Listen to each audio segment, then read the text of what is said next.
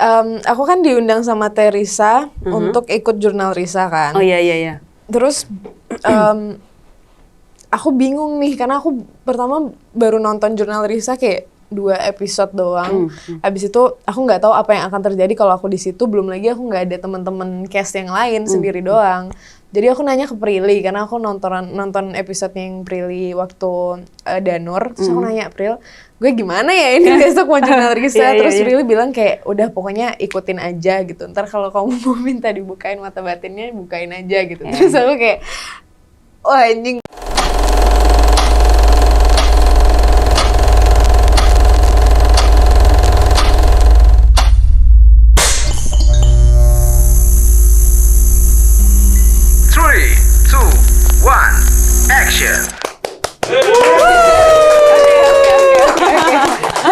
Halo para pencinta film dan penggiat film Indonesia. Ketemu lagi dengan saya Ismi Melinda di Trice Film Podcast. Dan oke, tepuk tangan dulu ya kan biar rame. Bintang tamu kita kali ini udah sering memainkan film dan series. Dan kayaknya sih sinetron juga ya beberapa. Langsung aja, Sonia Alicia. Halo. Selamat datang. Terima kasih sudah hadir di sini. Tapi dengar katanya dulunya model ya. Kenapa jadi berakting? Iya. Dengar dari siapa ya? Ada kicauan burung. Ini nih para pencari ini informasi di belakang layar. Iya benar. Itu sebenarnya ceritanya emang gimana awalnya aku bisa masuk ke industri perfilman juga sih. Jadi dulu tuh pas aku masih tinggal di Bali, aku kan gede di Bali ya. Aku tinggal di Bali sama kurang lebih 18 tahun. Terus tetangga aku itu ada yang kakaknya model profesional gitu, udah sampai ke Amerika, Singapura segala macam. Nah, adenya temenan sama aku dan kebetulan badannya juga tinggi banget, badan model banget lah pokoknya. Terus dia sempat join ke modeling agency, modeling school gitu di Denpasar. Terus aku iseng ditanya gitu, mau ikut nggak? Mumpung aku nggak ada kegiatan lain di luar sekolah dan ini agensinya cuma tiap hari Jumat kalau nggak salah. Ada latihan ya berarti? Ada latihannya. Di Bali itu? Di Bali, di Denpasar. Terus udah aku join, coba-coba aja iseng karena diajak ada temen kan. Terus coba iseng ikut modeling. Abis itu sebenarnya aku belum masuk kerja sih di saat itu, masih lebih sekolah aja diajarin modeling gitu. But then again, nggak terlalu banyak yang didapat juga sih, kayak lebih teori-teori catwalk, pose-pose buat foto gitu-gitu doang. Terus pokoknya tiba-tiba satu hari kita ditawarin jadi ekstras di persyutingan iklan. Oh gitu, jadi ekstras juga? Iya, jadi ekstras. Itu ada iklan, pokoknya iklan merek mie instan lah di Bali. Terus kita ditawarin jadi ekstrasnya. Itu beneran yang kayak jam 5 pagi udah harus nyampe di Bali, paling selatan, paling ujung. Terus pokoknya tiba-tiba ada yang notice aku gitu, aku ditunjuk gitu, ih ini aja gitu. Untuk jadi? Supporting. Oke. Langsung di lokasi tuh? Langsung di lokasi. Laki banget ya Anda. Iya. Terus? Nah, terus setelah itu aku masih ada di agensinya. Aku sempat ikut Gadis Sampul, didaftarin sama agensi aku. Terus ada salah satu casting director dari Jakarta yang minta aku untuk syuting sinetron dan masuk ke manajemennya dia. Terus udah aku syuting sinetron, habis itu masuk manajemen, pindah Jakarta, udah sampai sekarang. Oh oke. Berarti dari model dulu, tapi model sempet catwalk juga nggak sih kayak off airnya gitu? Nggak sih, lebih kayak acara-acara internal di agensinya doang, bukan yang perform kerja gitu? Di luar gitu loh untuk acara-acara gitu belum. Karena mungkin emang ya dulu aku masih kecil juga sih. Umur berapa tuh waktu itu? 15 tahun. Oh, 16 tahun. Itu tahun berapa tuh? 2015, 2016. Oke, udah lama ya. Oke. Berarti awalnya memang dari model, sekolah model, tapi malah jadi dapatnya film-film. Laki banget. Terus gimana tuh awalnya? Berarti sinetron dulu dong? Sinetron dulu.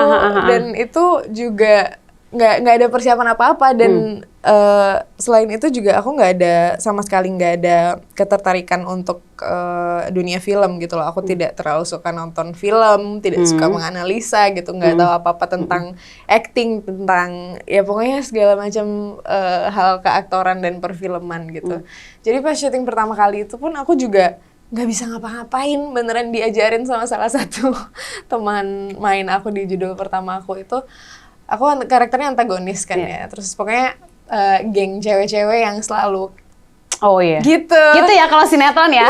Sinetron terus ini kayak ceritanya girl band gitu, nyanyi-nyanyi gitu, tapi satunya galak gitu. Terus aku kayak kadang mukanya misal kurang galak dikasih tahu sama teman aku, alis gitu, pas aku lagi take dia di belakang kamera di terus aku sama kamera gitu.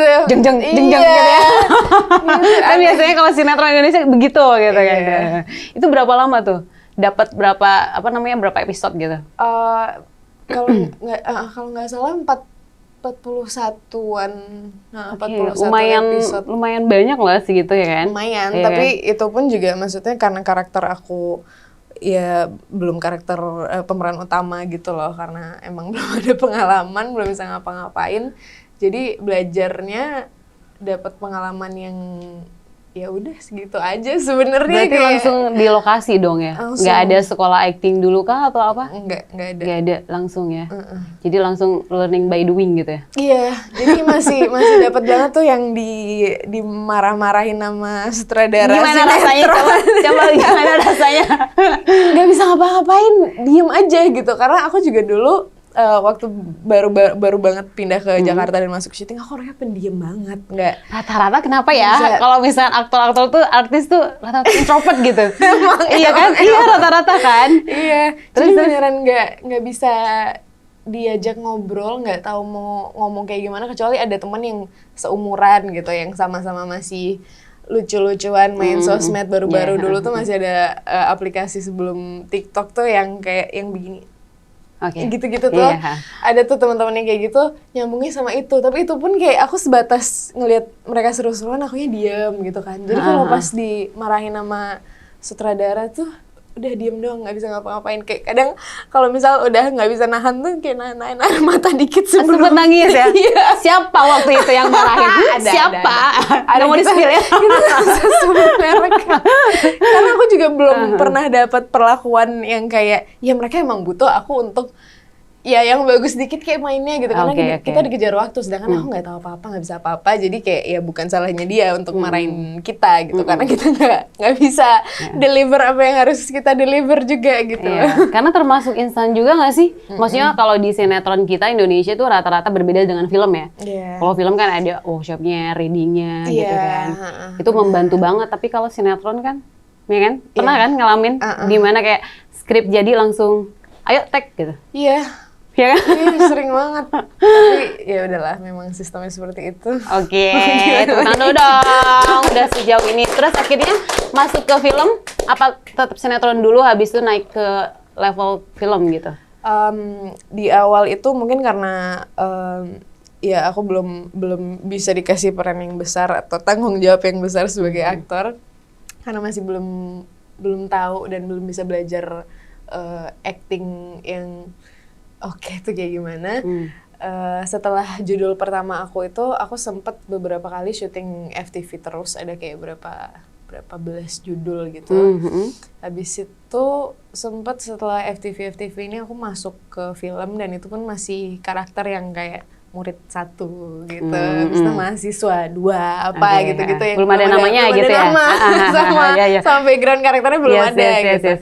Terus setelah itu sempat 2 film kalau nggak salah dengan karakter kayak gitu. Terus udah dapet karakter yang ada nama dulu. Habis itu setelah itu ya udah pelan-pelan karakter yang ada. Cerita. Yang akhirnya Ivana itu bisa dapetin peran itu gimana tuh? Itu sebenarnya aku di awal nggak diminta datang casting untuk Ivana. Jadi ada salah satu karakter di Ivana juga yang meranin Taskia namanya, yang jadi pengurus di rumah jompo itu, panti jomponya. Aku diminta untuk casting buat karakternya dia sama casting directornya gitu kan. Habis itu akhirnya yang aku dengar adalah Pak Kimonya nggak mau karakter itu bule, dia pengen karakter itu orang Indonesia. Oh, I see. Terus akhirnya aku dikabarin, aku masih di tempat casting, katanya yaudah coba Ivana aja deh, coba gitu. Terus aku coba 2 scene-nya Ivana kalau nggak salah. Terus ternyata Mas Kimo suka banget, dia bilang gue mau nih Sonia katanya. Iya. Dan dialognya juga kan, nggak ini kan, apa namanya, lebih ke Belanda ya? Enggak. Belanda. Justru awalnya aku kira tuh dialognya Ivana banyak yang Belanda. Yes. Aku coba cari-cari tapi ternyata nggak jadi. Kita pakainya bahasa Jepang karena dia ngobrolnya bareng sama Matsuya, jenderal Jepang yang saat itu bareng sama Ivana. Iya. Nggak ada bahasa Aku Belanda. nonton tuh flashback-nya. Itu keren sih menurut aku sih. Ivana sih flashback yang menurut aku bagus untuk dibuat scene-nya. Maksudnya kan biasanya kalau perfilman ya mostly ya, kalau itu pasti digambarkan dengan kayak hitam putih. Kalau Ivana tuh bener-bener smooth gitu flashback-nya. Terus gimana tuh belajar bahasa Jepangnya? Apa yang memang udah bisa? Enggak. Ada maksudnya. Gimana tuh ceritain? Jadi kebetulan yang meranin jadi Matsuya itu orang Jepang asli kan.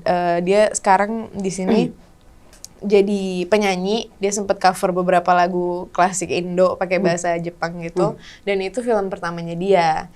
Terus aku sempat minta tolong, awalnya sebenarnya dialog aku yang pakai bahasa Jepang itu memang pakai bahasa Belanda, tapi akhirnya di-adjust lagi karena lebih masuk akal kalau aku ngomong pakai bahasa Jepang sama si Matsuya ini. Aku minta tolong sama Hiro, namanya yang meranin Matsuya itu namanya Hiro. Aku minta tolong ke Hiro boleh bantuin nggak ini tiap kalimat kalau terjemahin ke bahasa Jepang kayak gimana, terus kata per katanya yang sebelah mana. Jadi aku ngomongnya nggak asal ngucap dengan masukin emosi gitu loh. Jadi aku tahu kata ini tuh buat kata ini apa, betul, kata ini betul. gitu. Terus kalau nggak salah aku minta dia kirimin aku voice note-nya. At least ngomongnya pelan-pelan kalimat ini kayak gimana, kalimat ini gimana, terus ntar tinggal aku yang adjust. Jadi aku ngafalin aja sebenarnya, tapi aku minta arti semua kalimat-kalimat itu, jadi nggak kosong aja ngomong gitu. Iya, itu berapa lama tuh? Nggak lama sih, karena nggak lama.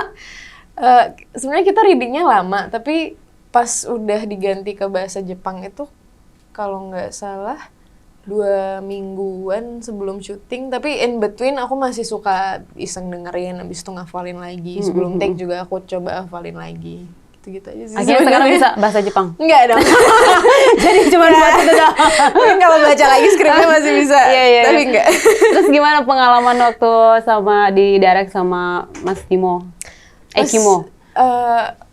Mas Kimo seru sih, orangnya apa ya, dia sangat friendly dan asik gitu loh. Jadi kita selama syuting tuh nggak ngerasa dibebani sama dia dengan misal ada beberapa director kan maunya yang kayak kita harus kayak gini, ya, harus betul, perfect gini segala macam. Nah, Mas Kimo tuh masih sangat ngebebasin kita untuk explore gitu, dan kalau misal ada beberapa scene-scene yang lumayan berat dan lumayan nguras energi, nguras emosi gitu, dia suka nyamperin kita ke set langsung gitu, kayak reassuring gitu. Thank you banget yang barusan, oke, tapi gue boleh nggak minta lebih kayak gini, lebih kayak gini. Oke, you did a good job lah gitu. Jadi kita juga kayak oke, let's go. Enak gitu. Ya gitu kan, nggak yang dimarah-marahin lagi dong. Nggak dong.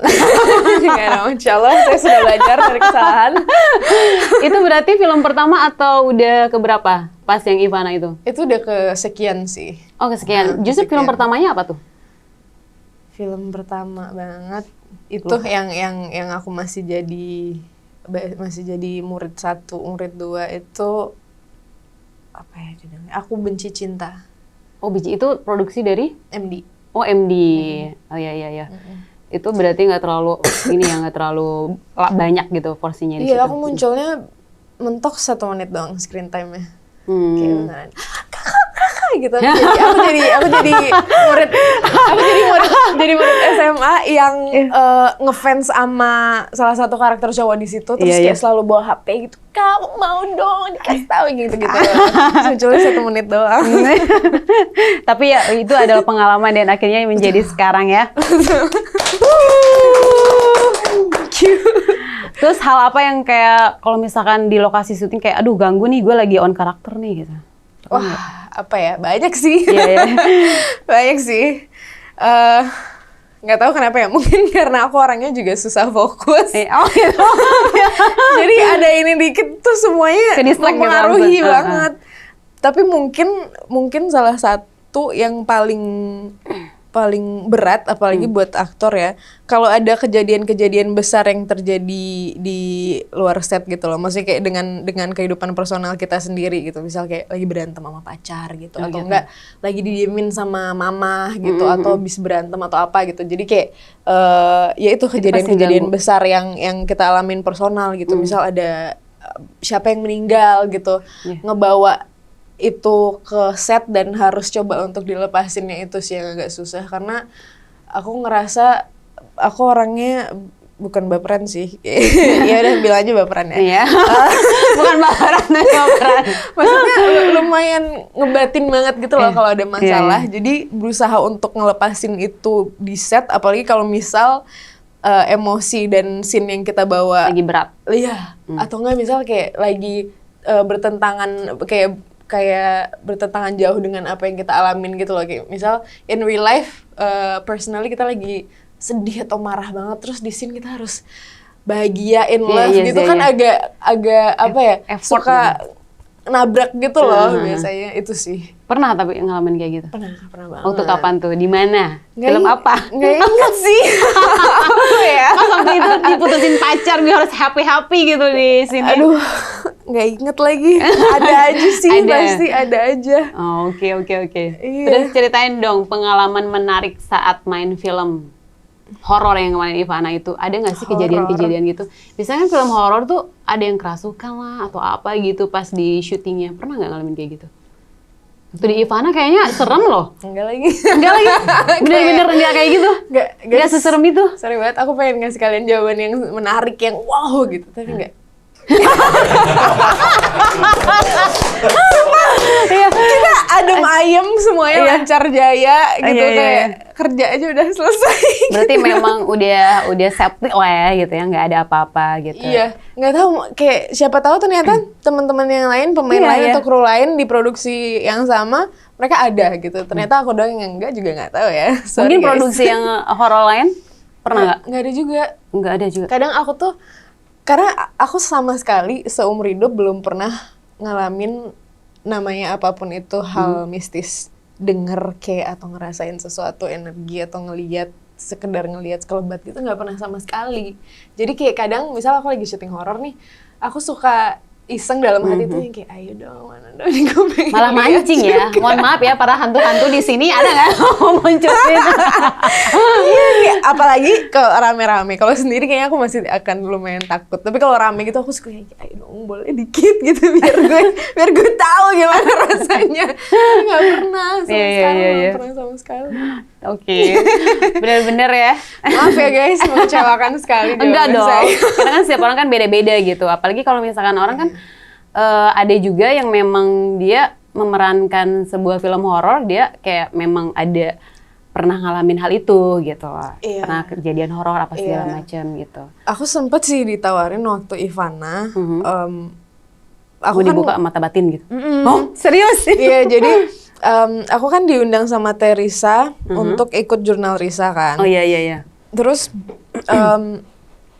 aku bingung nih karena aku pertama baru nonton jurnal Risa kayak 2 episode doang. Habis itu aku nggak tahu apa yang akan terjadi kalau aku di situ. Belum lagi aku nggak ada teman-teman cast yang lain, sendiri doang. Jadi aku nanya ke Prilly karena aku nonton episode yang Prilly waktu Danur. Terus aku nanya, Pril, gue gimana ya ini besok mau jurnal Risa? Terus Prilly bilang kayak udah pokoknya ikutin aja gitu. Ntar kalau kamu mau minta dibukain mata batinnya, bukain aja gitu. Terus aku kayak wah anjing enggak lagi. Nggak mau nyoba. Penasarannya sepengen-pengennya bukain mata batin tuh aku takut kayak malah jadi parno gitu. Iya, malah jadi nggak bisa ngapa-ngapain kayak terlalu kaget dengan dunia yang baru gitu loh. Jadi aku enggak sih. Thank you. Enggak, akhirnya nggak mau gitu kan. Jadi memang menutup diri gitu kan. Ya lagian ngapain sih, ya kan? Dunia mereka ya dunia mereka, dunia kita adalah dunia kita gitu kan. Udah sebatas itu aja aku udah damai banget, terima kasih.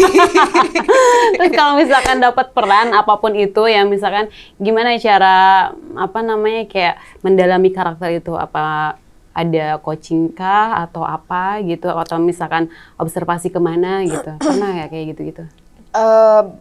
Tetap tergantung karakternya aja sih. Mungkin kalau untuk karakter-karakter yang misal di skrip ada kejadian-kejadian yang karakter ini alamin yang aku belum pernah alamin, kalau bisa aku recreate sendiri sebagai Sonia, aku coba. Tapi kalau enggak, misal maksudnya kayak kehilangan orang, ada mama yang meninggal gitu, aku belum pernah ngalamin, ya aku researchnya by apa yang dialami orang lain aja gitu, dan film-film di mana orang pernah mengalami kejadian itu terus di-adjust sama karakter aku, kira-kira akan handle-nya kayak gimana gitu. Sebenarnya paling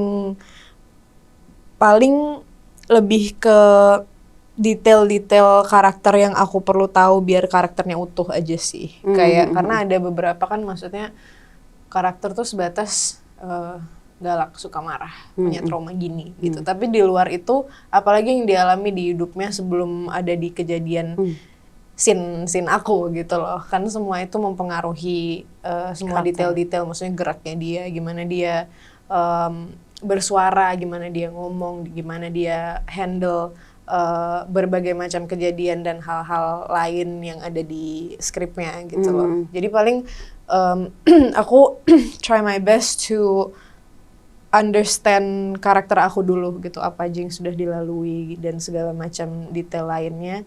Jadi aku nggak salah deliver karakter ini gitu. Karena kalau aku taunya sebatas setengah doang, misal setengah dari karakter dari yang aku bisa cari ya, ya keluarnya akan beda gitu. Dan kadang suka kok kayaknya nggak gini ya karakternya, kok nggak gini gitu. Berarti kalau coaching tuh ngaruh nggak sih? Ada juga kan memang gue lebih senang langsung ke director deh daripada sama coaching. Tergantung coachnya. Tergantung coachnya? Tergantung coach. Karena aku pernah ngerasain beberapa kali sama sekali nggak cocok sama acting coachnya. Kayak aku nggak dapet apa-apa, justru malah makin blunder. karena kayak gue tahu yang direkturnya mau bukan ini.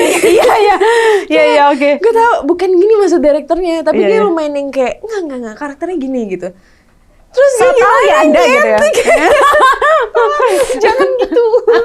Kayak paling enak tuh kayaknya emang sama coach yang at least satu suara sama director deh. Maksudnya direkturnya juga kalau bisa yang ngobrol sama pemain, yang komunikasiin dulu semuanya. At least kalau mau ada acting coach sama acting coach lo komunikasiin semua. Jadi nggak ada dua suara yang berbeda gitu. Iya, itu kan yang bikin. Iya, jadi kayak kadang tuh misal kita udah punya bayangan karakter kita maunya kayak gini, sama director juga kadang bisa beda kan. Kalau bisa itu semua diobrolin sebelum syuting. Terus ntar kalau misal ada acting coach lagi yang pendapatnya berbeda, nggak diobrolin dulu sama direkturnya, udah ada 3 nih yang beda gitu. Ya kalau kita udah pinter dan bisa adjust 3-3-nya jadiin satu, ya udah nggak apa-apa. Tapi kalau enggak, iya jadi beda ya kan, penggambarannya semua. jadi lain. Iya. Coaching pernah yang kayak gue nyaman banget nih sama coaching ini gitu, sama coach ini. Pernah ngalamin sama siapa? Belum sih. Belum ada. Oke. Belum yang kayak senyaman itu, ngebantu itu belum ada sih. Kalau sama Mas Yayu pernah? Belum. Mas Yayu iya, tapi kalau pas sama Mas Yayu itu Mas Yayu ikut coaching cuma 1-2 kali doang. Jadi emang dia ngebantu saat itu masalah teknis. Karena aku ada banyak scene aku sama Muhammad kan, sama Hiro yang jadi Matsuya itu yang lumayan itu coachnya jingkrak si Mas Yayu ya?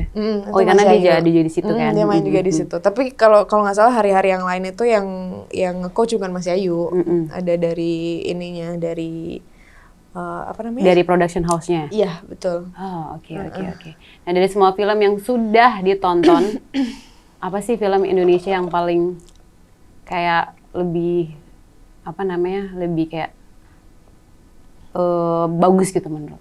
Bagus. Kayaknya ini keren nih gitu film gitu. Banyak banget. Yang paling kayak wah ini bagus nih gitu filmnya gitu, yang paling benar-benar klik gitu. Istirahatlah kata-kata bagus banget sih menurut aku. Apa? Istirahatlah kata-kata. Istirahatlah kata-kata. Belum nonton lagi, hari ini udah nonton belum? Ya, Wah, parah. guys, Parah. bagus banget sumpah Iya. nonton. Kenapa Sumpah nonton. kamu bilang itu bagus? Jadi film ini tuh nyeritain tentang Wiji Tukul. Jadi Wiji sempat Tukul waktu tuh? Wiji Tukul tuh dia kayak bukan aktivis, ya aktivis, Aktivis, ya, tapi dia penulis juga, dia nulis puisi, dia nulis monolog segala macam gitu. Dan cerita ini tuh nyeritain waktu dia lagi dicari, karena ini tahun berapa ya ceritanya, pokoknya orang-orang aktivis kayak Wiji Tukul ini sedang dicari banget karena mereka menentang pemerintahan segala macam gitu loh. Dan ini nyeritain waktu Wiji Tukul lagi kabur ke beberapa daerah di Indonesia gitu, terus balik lagi ke istrinya gitu-gitu, dan akhirnya ditangkap gitu. Karena kalau nggak salah emang Wiji Tukul ini sampai sekarang kita belum tahu dia kemana gitu, orangnya ngilang aja gitu. Dan karena itu dia jadi aktivis ini. Dan yang aku suka sih sebenarnya pengemasan filmnya, kayak dia nggak action, nggak drama gitu. Drama iya, tapi slow paced banget. Terus semuanya tuh bisa kita nikmatin banget, semuanya bisa dinikmatin. Jadi kayak dia sempat kabur ke daerah beneran pelosok-pelosok banget, kalau nggak salah di Kalimantan atau di Sumatera gitu.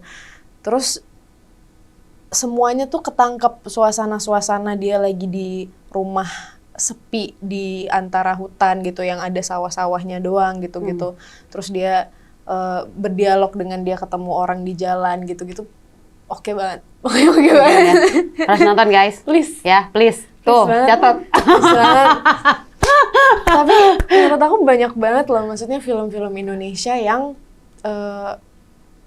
bagus-bagus ya sekarang. Iya bagus, gitu. tapi kayak pertama tuh nggak banyak orang yang tahu, atau nggak kadang orang tuh nggak paham gitu, atau nggak ekspektasinya beda sama apa yang filmnya mau gambarin gitu loh. Yes. Padahal oke kok, banyak banget yang oke Iya, menurut aku iya. film Indonesia gitu. Iya. Dan Please dong teman-teman semuanya jangan nonton horor mulu aja. iya guys, Jam scare terus ya kan.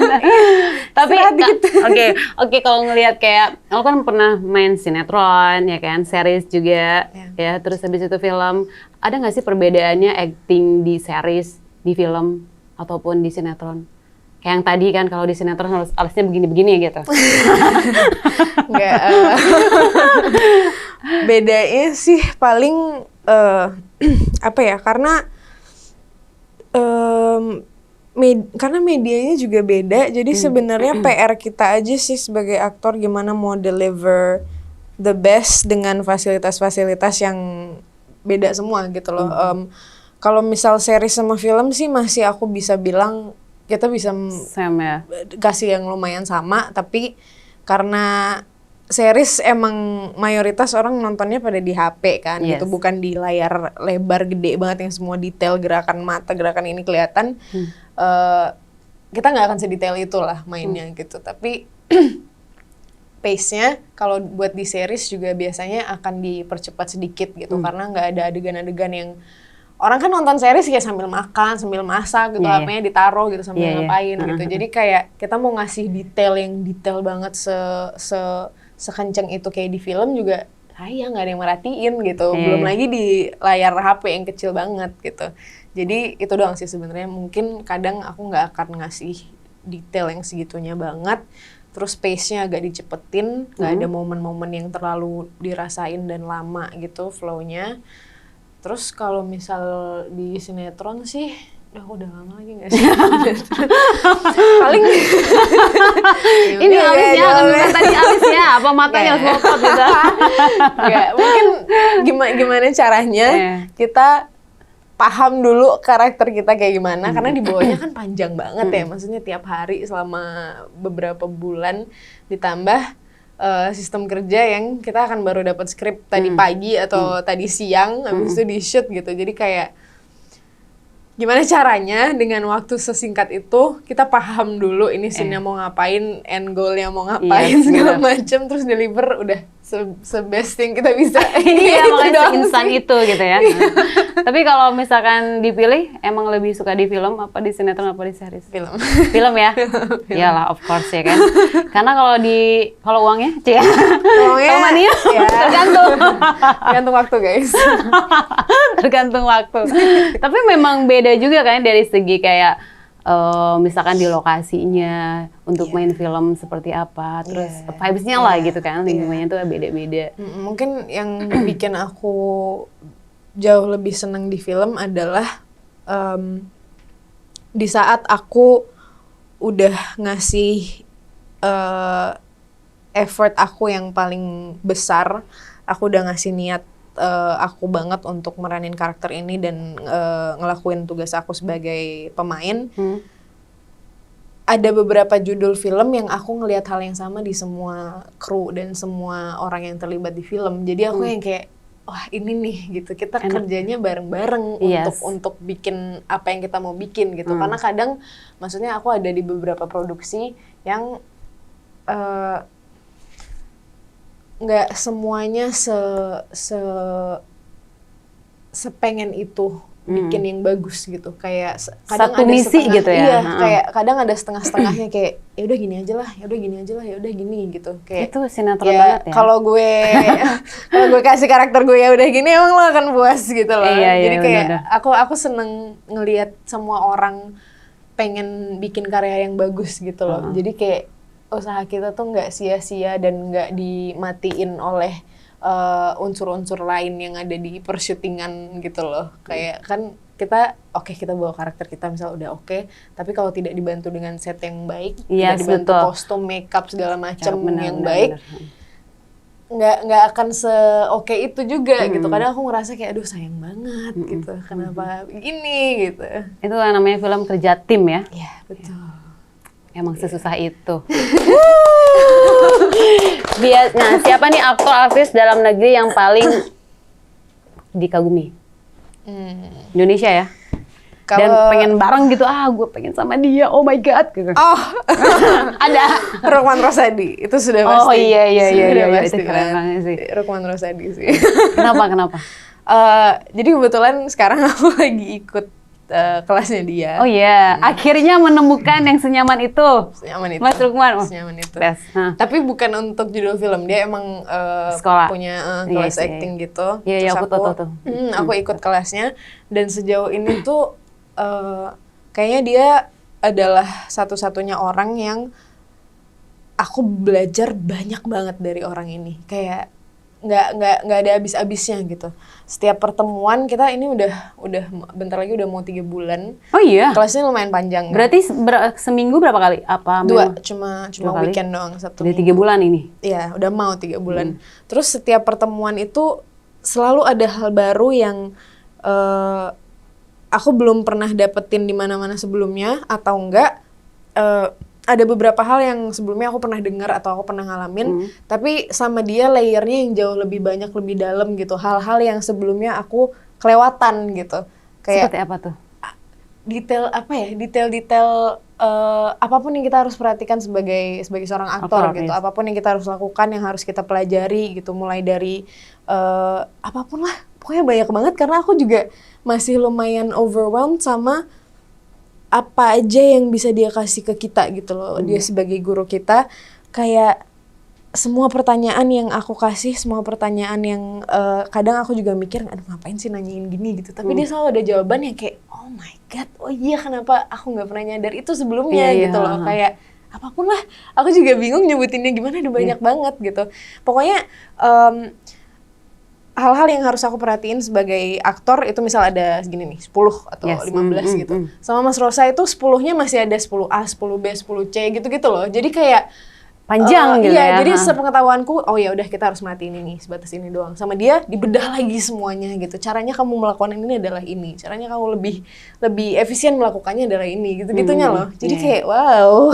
Worth it banget ya ngambil sekolah di situ. Iya, tapi aku sangat berharap bisa syuting sejudul sih sama Mas Rosa. Amin, kita doakan.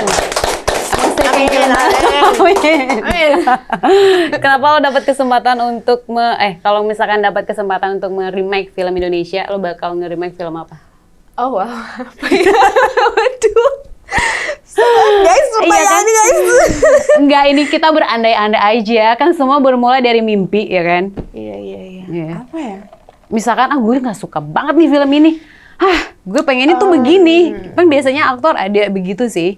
Ada, tapi apa ya? Apa ya? Atau misalkan gini aja, kalau misalkan dapat jadi kesempatan, kalau misalkan selain jadi aktor, pengen di belakang layar juga nggak sih? Pengen banget. Jadi apa tuh?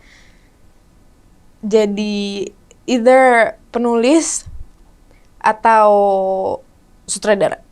Oh wow. Tapi ini sangat jauh ya guys ya. Ini maksudnya beneran pengen-pengen kayak seru jadi sutradara. Tapi berarti suka nulis dong?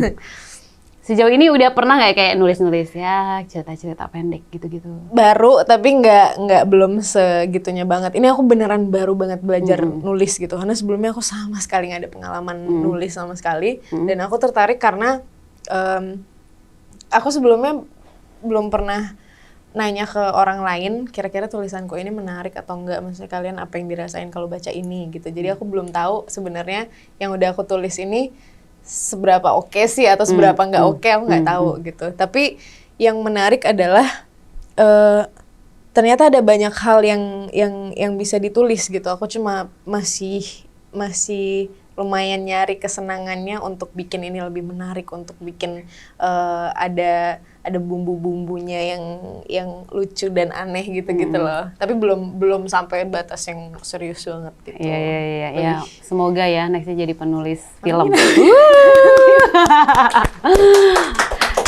Kalau misalkan bukan jadi model, akan jadi apa? Jadi model. Iya. Oke, tadi udah jadi ini ya, udah aktris misalkan. Tadi sih udah nih pertanyaannya. Gimana nih? Gak apa, next, gak apa-apa. Kapan terakhir kali beli tiket untuk nonton bioskop? Tapi filmnya itu kayak beli tiket beneran, bukan dari premier dan lain-lain gitu. Beberapa minggu lalu aku habis nonton, kalau nggak salah judulnya Killers of the Flower Moon, filmnya Martin Scorsese. Itu bagus banget sih filmnya. Dia cerita tentang kayak ya pembantaian sih jatuhnya, pembantaian ras gitu loh di Amerika. Jadi ini kalau nggak salah latar ceritanya tahun 1920 atau masih 1800 gitu. Pokoknya masih dulu banget, di mana Native Americans, orang-orang apa sih bahasa Indonesianya native tuh apa ya? Native apa sih guys, bantuin? Nasib. Iya, kayak pribumi. Kayak pribuminya orang asli Amerika yang biasa orang-orang sebut Indians, itu masih lumayan ada kuasa di beberapa daerah di selatan kalau nggak salah. Terus mereka tuh masih yang punya ladang gede banget, punya peternakan dan pertanian gede banget gitu. Dan ada salah satu karakter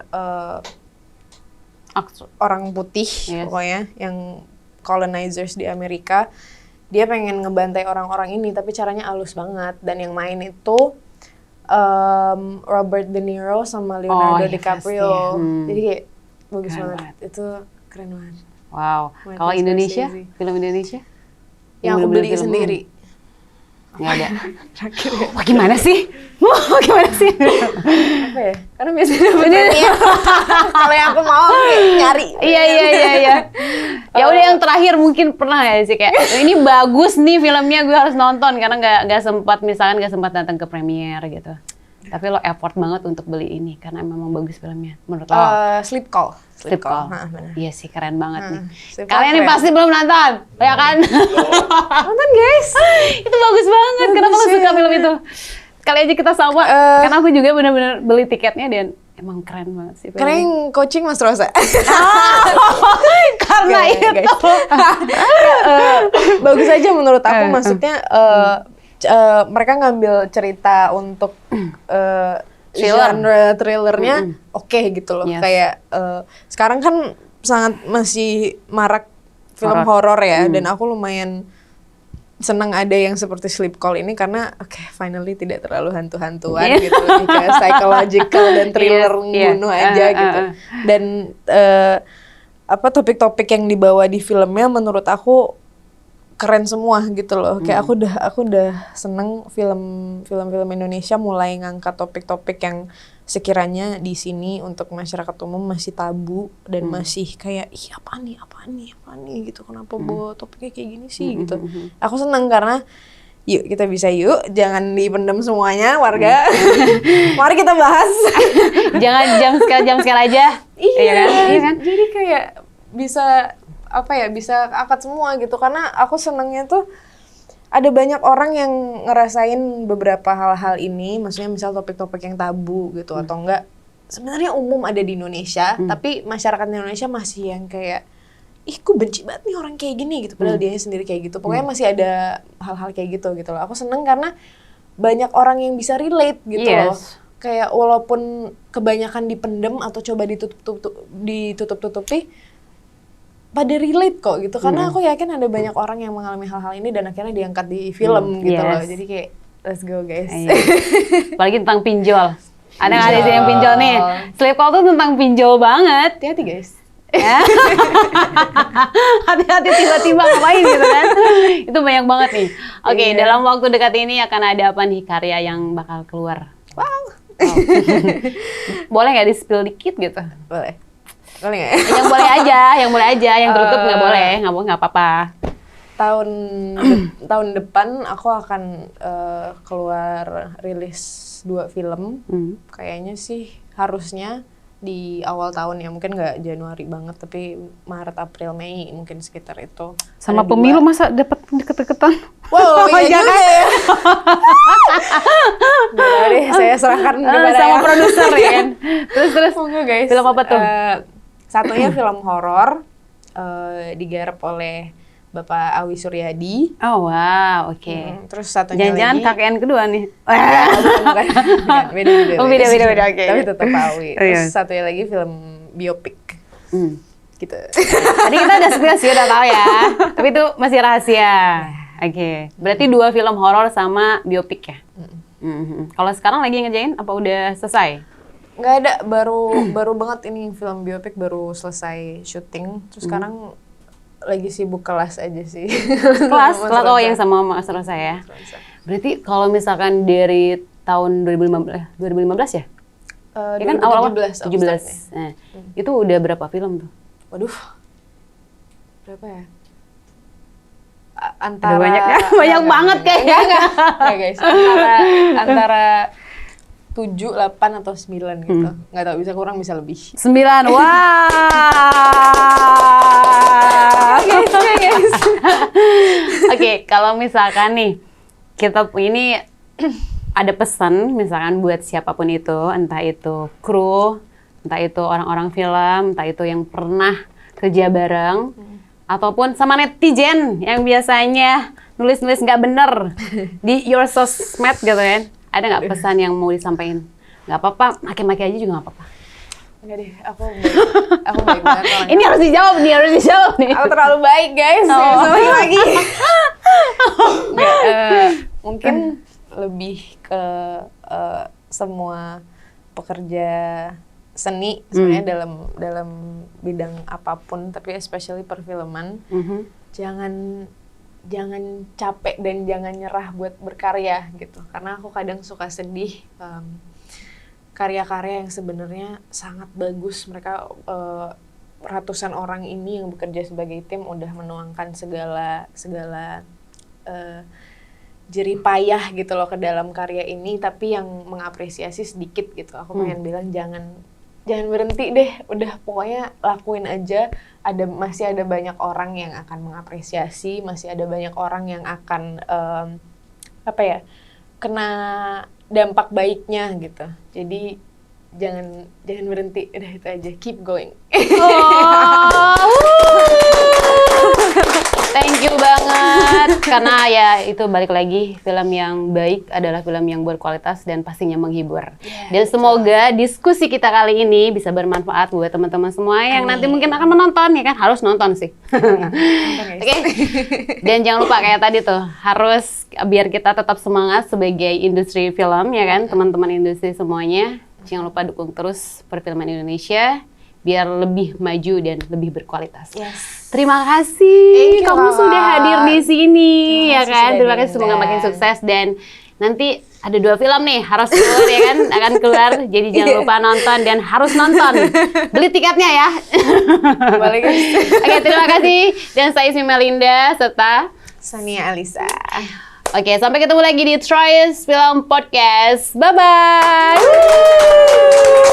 Oh, thank you banget sudah hadir. Terima kasih. Aduh, makin sukses nih kayaknya. Amin.